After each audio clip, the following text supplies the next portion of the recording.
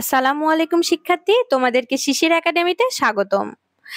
আজ আমরা ষষ্ঠ শ্রেণীর বিজ্ঞান অনুশীলন বইয়ের পৃষ্ঠা 106 এর কাজটি করব। ধন্যবাদ শিক্ষার্থী, তোমরা যখন আমাকে আবদার করে বলো যে এই পৃষ্ঠার কাজটি করে দিতে হবে, তখন আমি আর না করে পারি না। তো তোমাদের কমেন্ট করার জন্য ধন্যবাদ যে তোমরা 106 পৃষ্ঠার কাজটি চেয়েছো। চলো 106 পৃষ্ঠায় কি বলা হয়েছে এবং তার উত্তরটা কি হবে দেখে নেই। প্রশ্নটি আমরা পড়ি 106 পৃষ্ঠায়। প্রত্যেক সরল যন্ত্রগুলো খুব ভালো করে পর্যবেক্ষণ করো।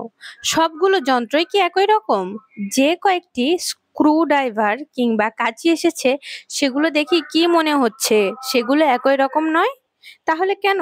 আকার আকৃতির পার্থক্য নিশ্চয়ই দেখতে পাচ্ছ। তাহলে কি কাজ করার ক্ষেত্রেও কি আকার আকৃতির পার্থক্য থাকে?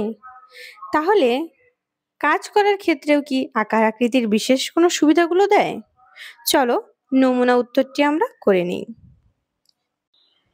প্রতিটি সরল যন্ত্রই আলাদা প্রকৃতির। কোনোটি লিভার, কোনোটি কপিকল, কোনোটি চাকা ও অক্ষদণ্ড, আবার কোনোটি ফাল।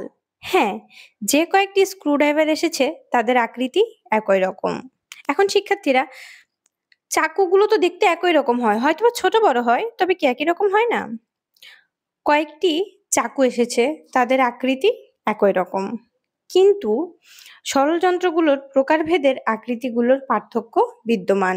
এখানে ওদের আকৃতি বলতে বুঝিয়েছি অক্ষদণ্ডের আকৃতি একরকম হয়, ফালের আকৃতি একরকম হয়, এই পার্থক্যটা। লিভার একরকম, কপিকল অন্যরকম। আকৃতি আলাদা হওয়ার প্রধান কারণ হলো এক একটি সরল যন্ত্রের কার্যনীতি এক এক রকম।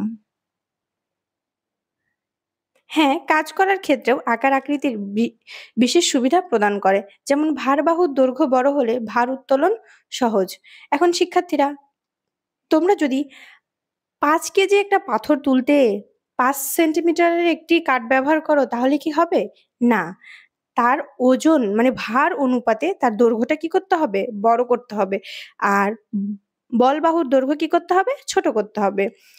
তো এই যে আকৃতির সাথে নির্ভর করতেছে, এই জিনিসটা এখানে প্রশ্নটা করছে যে আকৃতি কি বিশেষ কোনো সুবিধা প্রদান করে? আকার আকৃতির কারণে কি এদের কোনো পরিবর্তন ঘটে?